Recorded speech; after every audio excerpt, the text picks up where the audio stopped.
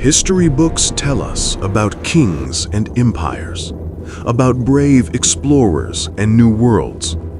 But beneath those tales lies another story, drawn not in ink, but in blood.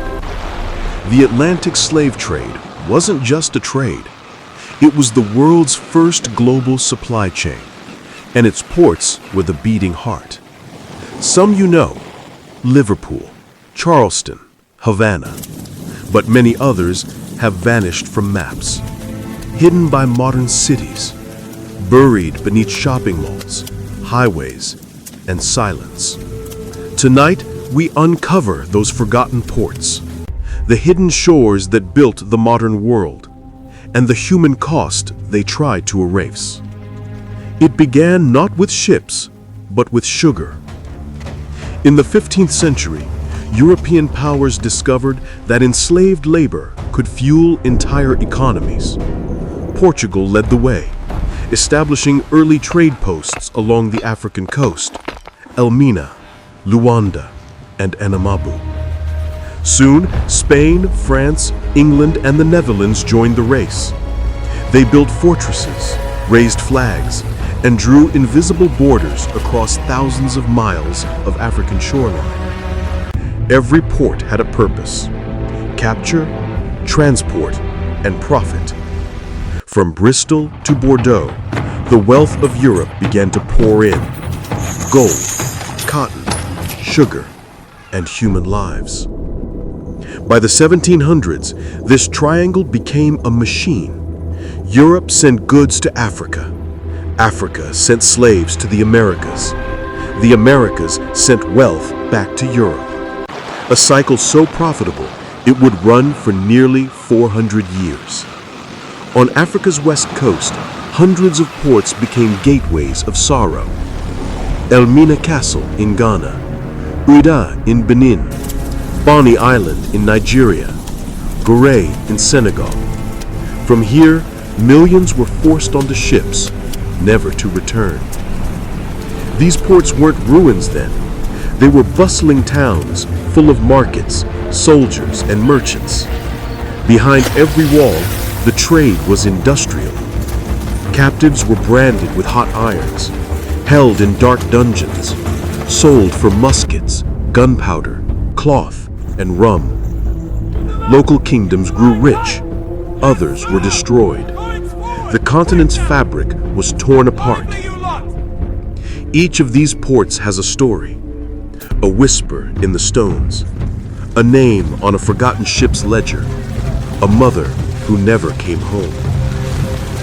For those who passed through the gates, the sea was next. The Middle Passage, a voyage across 3,000 miles of open water, crammed beneath decks, chained shoulder to shoulder, with barely room to breathe.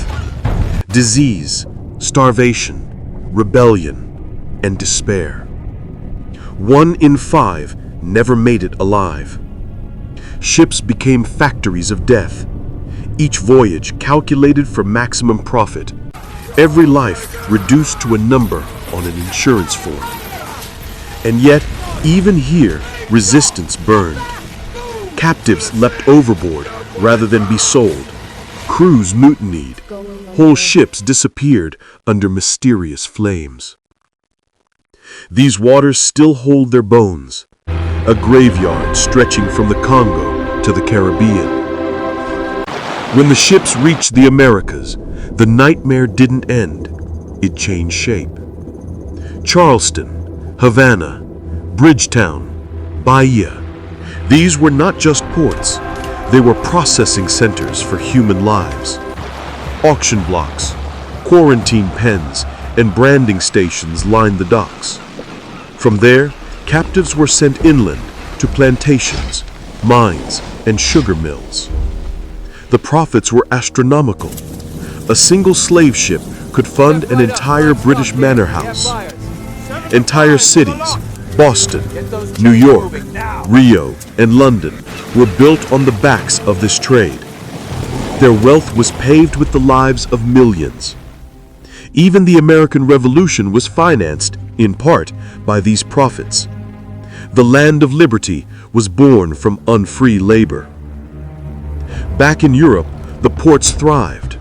Liverpool became the empire's beating heart.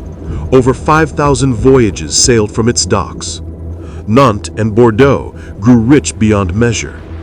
Amsterdam's stock exchange turned human lives into shares. Banks, insurers, and governments all joined in. This wasn't piracy, it was policy. While philosophers wrote about freedom and reason, the same societies financed slavery. And when abolitionists began to rise, the machine fought back. Too much profit, too much power. Even after the trade was outlawed, illegal voyages continued for decades, quietly tolerated by those who still reaped the rewards. Centuries later, most of these ports lie in silence. Elmina's walls stand, bleached by salt. The slave dungeons of Ouidah are empty, but heavy with memory. The Longa Wharf, once buried under asphalt, was uncovered by accident in 2011, a literal ghost from beneath the city. The trade reshaped continents, built empires, and left scars that still define nations today. But silence is ending. In museums, classrooms, and documentaries like this one, the story is finally being told. Because history isn't just what we remember, it's also what we choose to forget. The forgotten ports are no longer forgotten. This was just one network in a global system that changed the world.